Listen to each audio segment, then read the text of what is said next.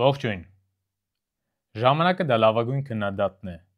իսկ համբերությունը լավագույն ուսուցիչը։ Սա Ֆրեդերիկ Շոպենի խոսքերն են։ Այսօր ես խոսելու եմ ձեռքի ազատության, ձեռքի դիրքի եւ ընդհանրապես Շոպենի մեթոդի մասին։ Բավականին շատ ինֆորմացիա կա, տեղեկատվություն կա համացանցում, կարող եք դա գտնել, բազմաթիվ տեսանյութեր կան, բայց ցավոք սրտի հայալեզու տարբերակներ չկան եւ այդ իսկ պատճառով որոշեցի այսպիսի մի տեսանյութ նկարել, անդրադառնալ այն խնդիրներին, որոնք որ ցավոք սրտի մեր իրականության մեջ կան։ Ես ուսանել եմ տարբեր դաշնամուրային կատարողական դպրոցներ, սովորել եմ ուղղակի ֆանտաստիկ դասատուների, ուսուցիչների, պրոֆեսորների մոտ Հայաստանում, սկսել եմ իմ ուղին, եթե կարելի իհարկե ասել, առաջին ուսուցչուհիս մայրիկս է, Մարի Մինասյանը, բայց օֆիցիալ, այսպես ասած, առաջին ուսուցչուհիս Չայկովսկու երաժշտական դպրոցից Շուշանիկ Բաբայանն է, այնուհետև շարունակել եմ ուսումս Երևանի Կոմիտասյան պետական կոնսերվատորիայում, պրոֆեսոր Սերգեյ Սարաջյանի դասարանում, այնուհետև շարունակել եմ ուսումս Լիեժի Թագավորական կոնսերվատորիայում, Բելգիայում, որտեղ ուսանել եմ եւ Էթիեն Ղափի եւ Ֆրանսուଆ Տիրիի դասարաններում, այնուհետև արդեն վերջնական փուլը շարունակել եմ իմ ուսումը Մյունստերի Մուզիկհոխշուլեում, Գերմանիայում, Հերիբերտ Քոխի դասարանում եւ ինչու համար եմ ես այս ամենը պատմում,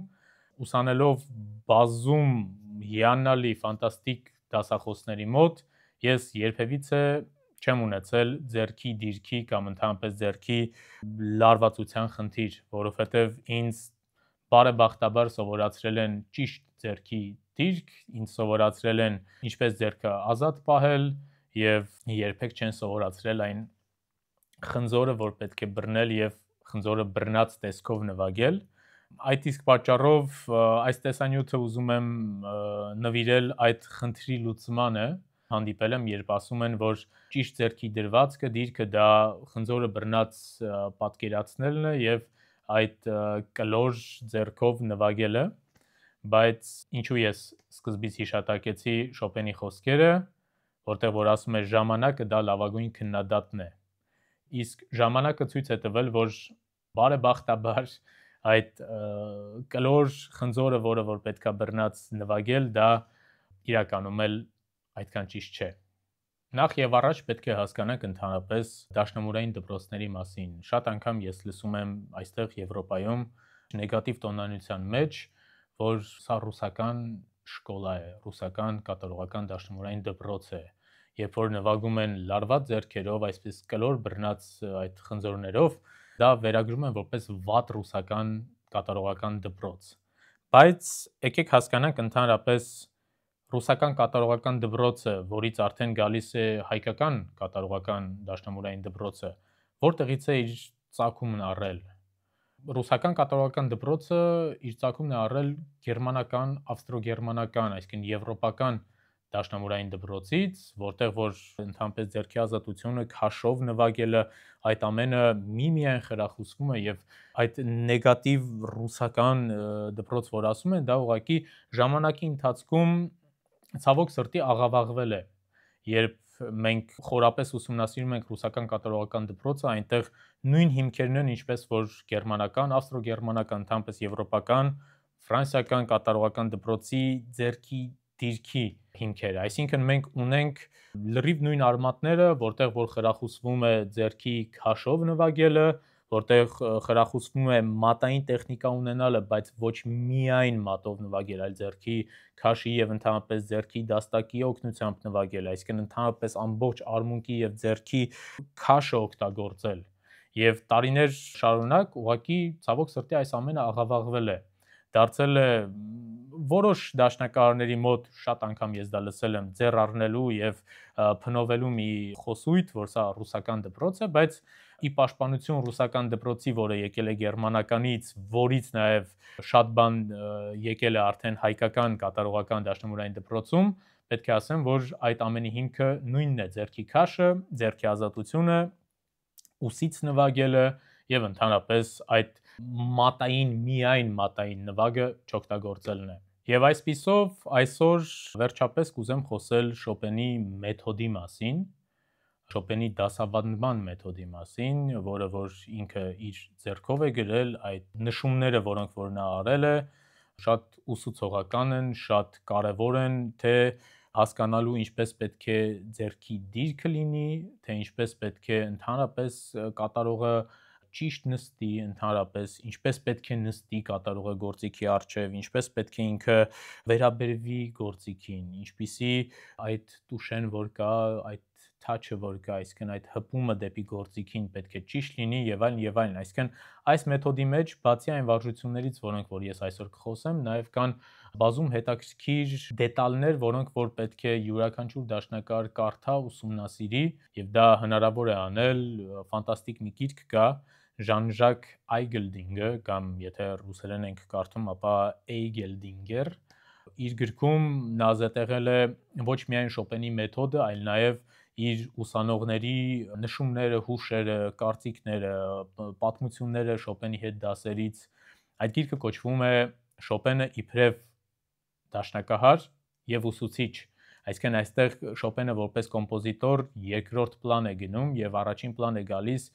իբրև ինքը դաշնակահար եւ իբրև ինքը դասատու ուսուցիչ եւ բավականին հետաքրքիր գիրք է, եթե դա ճարեք կարդաք, որովհետեւ անգլերենով է մի քիչ միգուցե դա բարդություն առաջացնի, բայց համացանցում այդ գիրքը հասանելի է, կարող եք եւ պատվիրել եւ ներբեռնել։ Բավականին հետաքրքիր գիրք է, այնտեղ հուշեր կան մեր հայազգի Կարոլ Միկուլիից, ով եղել է Շոպենի ուսանողը,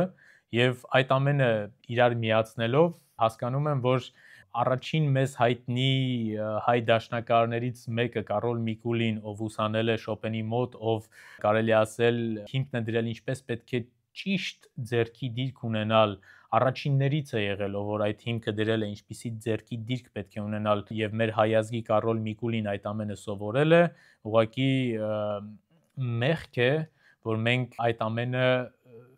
չվերասովորենք, չուսումնասիրենք եւ այդ ամենը ճիշտ չօգտագործենք։ Իդեպ դիրքից, թե ինչպես պետք է նստել գործիքի դիմաց, ըստ Շոպենի պետք է արմունկները կպած լինեն մարմնին, այսինքն այն, որ մենք սովորում ենք, որ պետք է արմունկները ազատ լինեն, ինքը օգտագործում է այդ ազատությունը, իհարկե օգտագործում է քաշը, բայց ասում է, որ հնարավորինս պետք է մարմնին կպած լինեն արմունկները։ Եվ ամենաճիշտ հեռավորությունը դաշնամուրից դեպի դաշնակահար դա կարելի է ստուգել այնպես չէ, ինչպես որ մենք փոքր ժամանակ սովորել ենք, որ ձեռքդ պարզում ես եւ երբ որ մատերով կպնում ես պյուպիտրին, ապա ճիշտ հեռավորության վրա ես, այլ ինքը ասում է, որ պետք է ուղղակի հանգստությամբ, առանց լարվածությամբ ձեռքերդ պարզես եւ ստեղնաշարի աջ եւ ձախ կողմում, աջ եւ ձախ ձեռքերով կպնես այդ ստեղնաշարի ծայրերին եւ դա համարվում է ամենաճիշտ հեռավորությունը դաշնամուրի դիմաց նստելու, դա ըստ Շոպենի կա շատ հետաքրքիր տարբերակներ, թե ինչքան է պետք պարապել, ինչպես է պետք պարապել եւ այլն, այդ ամենը ես հիմա չեմ ուզում շատ խորանալ, որովհետեւ եթե ձեզ հետաքրքրում է անպայման գիրքը վերցրեք, կարդացեք, բավականին շատ տեղեկատվություն կստանաք ընդհանրապես պիանիզմի մասին, Շոպենի դարաշրջանի, Շոպենի սիրած գործիքների, որոնք որ ինքը տարբեր ձևերով էր օգտագործում, գործիքներ կար, որ ինքը օգտագործում էր պարապելու, գործիք կար, որ ինքը օգտագործում էր զուտ վայելելու երանգները։ Մի խոսքով, շատ հետաքրքիր գիրք է, անպայման խորհուրդ եմ տալիս դա վերցնել եւ կարդալ, բայց այսօր մենք խոսելու ենք հենց Շոպենի մեթոդի մասին։ Ինչ է ներկայացնում իրանից Շոպենի մեթոդը։ Կա շատ հետաքրքիր վարժություններ, որոնք որ Շոպենը ինքը իր ձեռագրով այդ նշումները արել է եւ նոտաներն էլ նոտագրել, գրել եւ նկարագրել է, թե ինչպես պետք է այդ վարժությունները կատարել, ինչպիսի ձայն պետք է ստանալ եւ ինչպիսի արտիկուլյացիայով պետք է այդ վարժությունները անել։ Սկսենք ճիշտ նոտաներից։ Ըստ Շոպենի ձեռքի ամենաճիշտ դրվածքը դա մի, ֆա դիեզ, սոլ դիեզ, լա դիեզ, սի նոտաներն են աջ ձեռքով։ Այսինքն մեր երկար մատերը, երկրորդ, երրորդ եւ չորրորդ մատերը դա պարկում է ֆա դիեզ, սոլ դիեզ, լա դիեզ նոտաների վրա, իսկ մեր կարճ մատերը առաջինը եւ 5-րդը պարկում են մի եւ սիի վրա։ Ինչու եմ ես օգտագործում պարկել բառը, որովհետեւ այդ խնձորակը, որ նոր ասում էի քիչ առաջ, որ արդեն դա հնացած մեթոդ է, որը որ գրեթե ոչ մի ժամանակակից դաշնակահար չի օգտագործում եւ շատ ճիշտ է անում։ Մեզ հնարավորություն չի տալիս իրոք ձեռքը հանգիստ դնել ստեղնաշարի վրա, ունենալ հիմնականում ազատ ձեռք։ Այսինքն այս ազատ ձեռքը, որը որ մենք կարող ենք ստանալ, դա ուղղակի այդ դնելն է, պարկեցնելն է ստեղնաշարի վրա։ Եվ երբ որ մենք պարկեցնում ենք ստեղնաշարի վրա մի, ֆա դիեզ, սոլ դիեզ, լա դիեզ, սի նոտաների վրա, մենք ունենում ենք շատ բնական ձեռքի դիրք, մենք ունենում ենք ոչ այդքան կլոր, ոչ այդքան տափակ, մենք ունենում ենք ավելի կամարային ձեռքի դիրք, որը որ մեզ հնարավորություն է տալիս բավականին ազատությամբ նվագել բոլոր տեխնիկական խնդիրներ պարունակող ստեղծագործություններ։ Ձախ ձեռքը կատարում է հայլանման նոտաների վերավարժություններ, այսինքն ձախ ձեռքը սիից է սկսում, սի, լա դիեզ, սոլ դիեզ, ֆա դիեզ, մի։ Այսինքն մենք նույնպես ձախ ձեռքում ունենում ենք 3 սև նոտաների վրա մեր 3 երկար մատերը եւ մի եւ սիի վրա ունենում ենք մեր կարճ մատերը։ Այսպիսով ձեռքի ճիշտ դրվածքը ըստ Ֆրեդերիկ Շոպենի դա մի, ֆա դիեզ, սոլ դիեզ, լա դիեզ, սի, առաջի, երկրորդ, երրորդ, չորրորդ, 5-րդ մատերով ուղղակի ձեռքի դրվածքն է ձեռքը պարկացնելը այդ նոտաների վրա։ Հիմա վերադառնալով վարժություններին։ Վարժությունները իրոք շատ հետաքրքիր են, ընդամենը 4 վարժություն է։ Շոպենի մեթոդի հիմնական մասը դա 4 վարժություններն է, որը բաղկացած է մի, ֆա դիեզ, սոլ դիեզ, լա դիեզ, սի, լա դիեզ, սոլ դիեզ, ֆա դիեզ, մի նոտաներից։ Առաջին վարժությունը մենք պետք է նվագենք ստակատո, բավականին ազատ ձեռքով, ազատ դաստակով, ձեռքի քաշը զգալով եւ ընդհանրապես առանց որևիցե մի լարվածության ձեռքի մեջ։ Ձեռքը զգում ենք ուսից, լրիվ հանգստությամբ, ձեռքը պարկած է կլավիատուրայի ստեղնաշարի վրա եւ մենք ուղղակի նվագում ենք ստակատո, մի, ֆա դիեզ, սոլ դիեզ, լա դիեզ, սի, լա դիեզ, սոլ դիեզ, ֆա դիեզ, մի։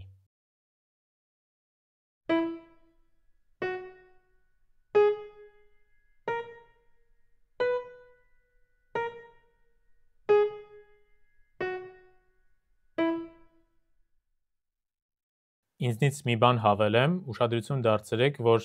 եթե ես նվագում եմ օրինակ երկրորդ մատով կամ երրորդ մատով, իմ մոտ մնացած մատերը օդ չեն բարձրանում, այսինքն կամ սենց չեն լինում, կամ բոլոր մատերը ստեղնաշարի վրա են։ Երկրորդ վարժությունը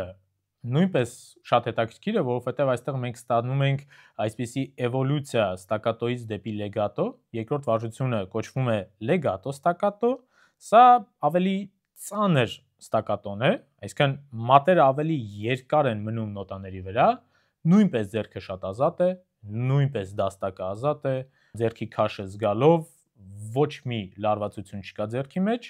եւ մենք նվագում ենք մի, ֆա դիեզ, սոլ դիեզ, լա դիեզ, սի, լա դիեզ, սոլ դիեզ, ֆա դիեզ, մի,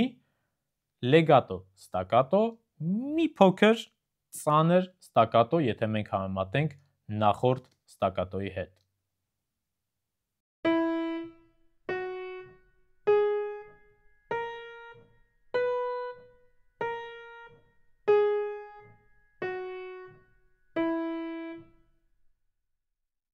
Երրորդ վարժությունը դա նույնպես կոչվում է լեգատո ստակատո, բայց այստեղ մենք ունենում ենք շատ շեշտված լեգատո ստակատո, այսինքն այս շեշտված լեգատո ստակատո նշանակում է, որ հնարավորինս շատ պետք է նոտան պահվի եւ մի նոտայից մյուս անցումը պետք է ունենա շատ փոքր դադար։ Այսինքն եթե մենք նվագում ենք մի, պահում ենք այնքան, ինչքան որ մենք կնվագենք մյուս ֆա դիեզը, բայց արանքում անում ենք դադար։ Նույնպես նվագում ենք մի, ֆա դիեզ, սոլ դիեզ, լա դիեզ, սի, լա դիեզ, սոլ դիեզ, ֆա դիեզ, մի, նույնպես ազատ ձեռքով, ոչ մի լարվածություն չկա ձեռքի մեջ, ընդհանրապես ձեռքի դաստակը քաշը զգալով կատարում ենք այս վարժությունը։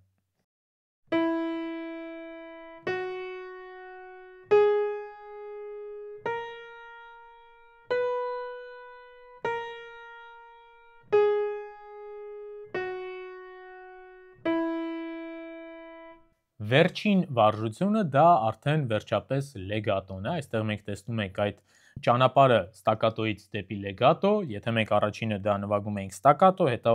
լեգատո, ստակատո, բայց մի փոքր ծանր ստակատո, երրորդը արդեն լեգատո ստակատո, բայց ինքը շեշտված էր, Հիմա արդեն լեգատոն դե պարզ է, չեմ բացատրելու ինչ է լեգատոն, նույնպես մենք պետք է օգտագործենք ազատ ձեռք, ազատ դաստակ, ձեռքի քաշը պետք է օգտագործենք, այդ միայն մատային նվագից պետք է ձերբազատվենք, բայց շատ հետաքրքիր է այստեղ նշել, որ Շոպենի նշումների մեջ գրված է, որ սա պետք է լինի ad libitum, սա պետք է լինի բավականին ազատ, հնարավորություն տալով նվագել պիանիսիմոից ֆորտիսիմո, ֆորտիսիմոից պիանիսիմո, նվագել andante-ից prestissimo, prestissimo-ից andante, այսինքն այստեղ ընդհանրապես չկա ինչ-որ մի ցուցում, թե այս լեգատո տարբերակը ինչպիսին է լինելու, հնարավորություն կա նվագել ուղղակի ամեն մի ինտոնացիոն այս երանգները լսելով, թե ոնց են ձայները գնում, իրար մեջ անցնում, կարելի է ընդհանրապես նվագել prestissimo տեմպով ու զգալ այդ ձեռքի թեթևությունը եւ ազատությունը։ Կարող եք մի քանի անգամ վերև ներքև փորձել նվագել։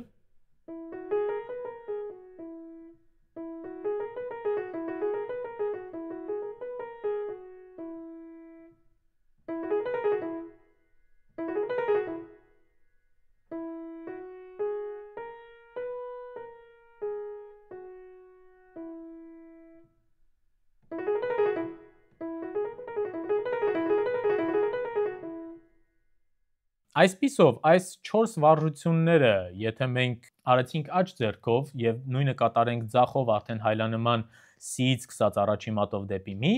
ապա մենք կունենանք այն ձեռքի դիրքը, որը որ այդ կլոր խնձորակ բռնած դիրքը չէ։ Մենք ունենանք ազատ ձեռք, մենք կունենանք ազատ դաստակ, ձեռքի քաշը կզգանք, որը որ խոսվում է եւ ավստրո-գերմանական դաշնամուրային կատարողական դպրոցում, եւ ռուսական կատարողական դպրոցում, եւ հայկական դաշնամուրային կատարողական դպրոցում, այսինքն այս ձեռքի քաշը մեզ օգնում է ստանալ այն երանգները, որը որ մենք ուզում ենք ստեղծագործության մեջ ստանալ։ Ինչու համար եմ ես այս ամենը հիմա ձայնագրում եւ ինչու համար եմ ես այս տեսանյութը հրապարակում։ Բազմիցս հանդիպել եմ շատ դեպքերի, երբ սկսնակ դաշնակարները շատ ավելի վատ արդեն կայացած դաշնակարները ձեռքի ցավի պատճառով թողնում են դաշնամուրը, թողնում են երաժշտությունը, ֆիզիկապես չկարողանալով շարունակել նվագել։ Այդ ձեռքի ցավերը, այդ տանջանքները, այդ լարվածությունը ձեռքի դա գալիս է միմիայն ձեռքի սխալ դիրքի, ձեռքի լարվածության, ձեռքի քաշը չզգալու, ճիշտ դիրք չպահելով դաշնամուրի վրա միայն մատային նվագի պատճառով եւ այդ ամենը խուսափելը ուղղակի դա ճիշտ ի սկզբանե սովորելն է եւ երբեք ուշ չէ այդ ամենը շտկել, երբեք ուշ չէ այդ ամենը ուղղել եւ ձեռքը ազատել։ Եվ ինչով ես արդեն սկսեցի այս տեսանյութը, դա Շոպենի խոսքերն էին, երկրորդ մասը իր խոսքերի համբերությունը դա լավագույն ուսուցիչն է եւ համբերությամբ այդ ամենը շտկելով հնարավոր է ձեռքի բավականին լավ ազատության հասնել, ձեռքի քաշը զգալ եւ ցավերից ձերբազատվել։ Բազմաթիվ այլ վարժություններ էլ կան, միայն Շոպենի վարժություններով չենք սահմանափակվում։ Գերմանիայի իմ դասախոսը, որ նշեցի մի փոքր առաջ, Հերիբերտ Քոխը, ինձ բավականին կարևոր վարժություններ է սովորացրել իր դասախոսի, իր պրոֆեսորի հեղինակային վարժություններից։ Խոսքը Պետեր Ֆոյχտվանգերի վարժությունների մասին է, որոնք որ ուղղակի հրաշքներ են գործում, ես ինքս էլ օգտագործում եմ այդ վարժությունները ոչ միայն անընդհատ ֆորմի մեջ մնալու, ոչ միայն պարապելու ընթացքում, այլ շատ եմ օգտագործում դա ինքս դասավանդելու ժամանակ էլ, որովհետև ի սկզբանե եթե ձեռքը դրվում է ճիշտ, ապա այդ խնդիրը ընդհանրապես չի էլ ծագում։ Փառք Աստծո, ինչպես արդեն նշեցի,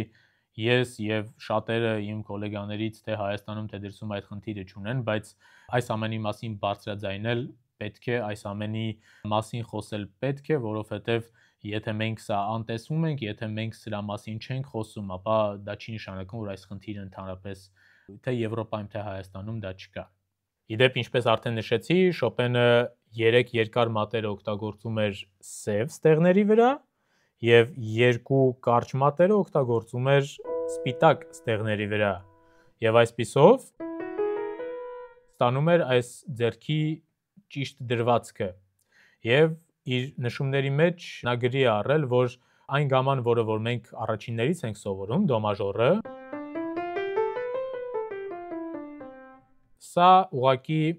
ձեռքի ամենաանհարմար եւ ամենադժվար դիրքն է, չնայած որ ունի նշաններ, դրա համար ենք մենք առաջինը սովորում, որը ամենահեշտն է սովորելու համար, բայց ամենադժվարն է կատարելու առումով։ Հետևաբար ուշադրություն դարձրեք, որ ինչքան էլ մենք փորձենք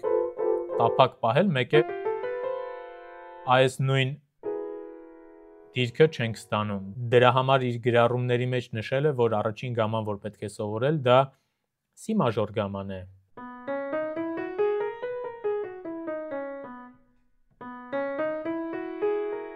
Տեսեք, նույն մի, ֆա դիեզ, սոլ դիեզ, լա դիեզ, սի նոտաներն են։ Բազում տեսանյութեր կան, որ կուզեմ ես ձեզ խորհուրդ տալ, անպայման դիտեք, իհարկե այս տեսանյութը դիտելուց եւ այս ալիքին եւ նաեւ իմ հիմնական ալիքին բաժանորդագրվելուց հետո անպայման նաեւ դիտեք տեսանյութեր, որոնք որ նվիրված են Շոպենի մեթոդին, ես խորհուրդ կտամ դիտել իմ շատ լավ ընկերոջ գոլեգայի բելգիացի իսպանացի դաշնակահար Դեվիդ Քուսի տեսանյութը անպայման հղումը կթողնեմ նկարագրության մեջ, ինքը իր գոլեգայի Անտոնի Հույզի հետ նկարահանել է Շոպենի մեթոդի եւ ընդհանրապես ձեռքի ազատ լինելու մասին տեսանյութ։ Իդեպ Դեվիդ Քուսն էլ սովորել է Պետեր Ֆոյթվանգերի մոտ, ում մոտ սովորել է իմ դասախոս, այսինքն դա այդ նույն դաշնամուրային կատարողական դպրոցի շարունակությունն է, որը որ կարծում եմ ձեզ հետաքրքիր կլինի դիտել։ Անպայման նայեք, շատ հետաքրքիր տեսանյութ կա փայլուն դաշնակահար Ջոն Բրաունինգի մասնակցությամբ, այնտեղ նա պատմում է թե ձեռքի ազատության, պատմում է թե ընդհանրապես իր դասախոսների խորհուրդների մասին, ֆանտաստիկ դաշնակահար է, անպայման դիտեք եւ շատ հատկանշական է, որ այն ամենի մասին, ինչը որ խոսում եմ ես այսօր, ինքը շատ ավելի կարճ կարողացել է բացատրել, որը որ կարելի է հիմա ցիտել, դա այն է, որ երբ որ մենք նվագում ենք այսպիսի կլոր ձեռքով, ապա մենք նվագում ենք այս ոսկորով եւ ոսկորով նվագելուց խուսափելու համար մենք ընդհանրապես պետք է այս կամարը ստանանք, նույն Շոպենի մի, ֆա դիեզ, սոլ դիեզ, լա դիեզ, սի նոտաները։ Եվ այս կամարը ստանալու համար մենք նվագում ենք արդեն մատի փափուկ մասով, այլ ոչ թե ոսկորով։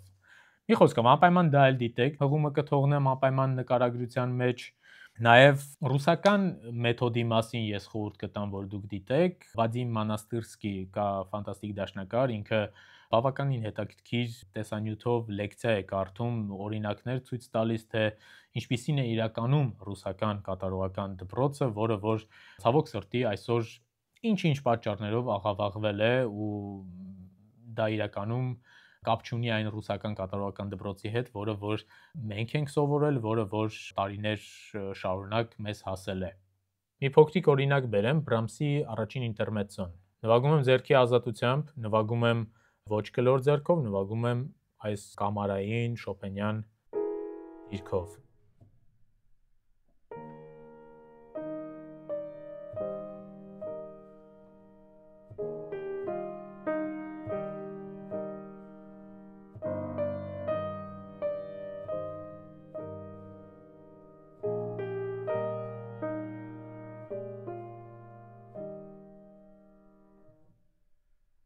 Հիմա աբսոլյուտ նույն բանը ես նվագում եմ ուղղակի փորձելով ձեռքերս կլոր պահել, որը որ բավականին դժվար է։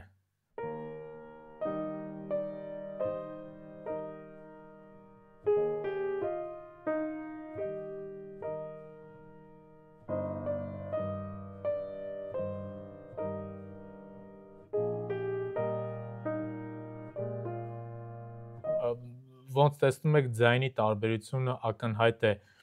Ես փորձում եմ սա արհեստականորեն չտարբերել, փորձելով նույն ձև երաժշտական նվագել, բայց այս ձեռքի ազատությունը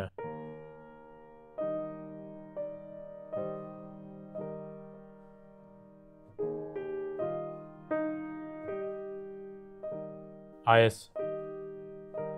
չեք կարող ստանալ սենց։ Այսա սխալ է։ Նմանատիպ օրինակ նաև հայկական երաժշտության վրա, որովհետև մեր Առնո Բաբաջանյանի էլեգիան նույնպես, եթե ես նվագեմ կլոր ձեռքերով, կհնչի շատ վատ։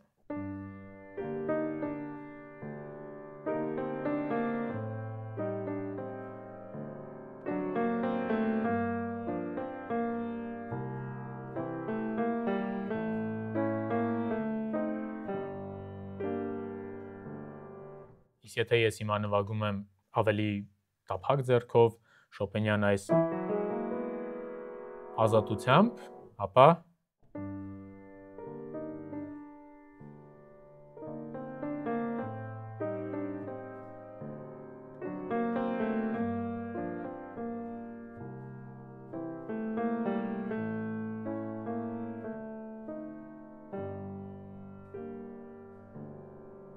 եւ այս ազատ ձեռքը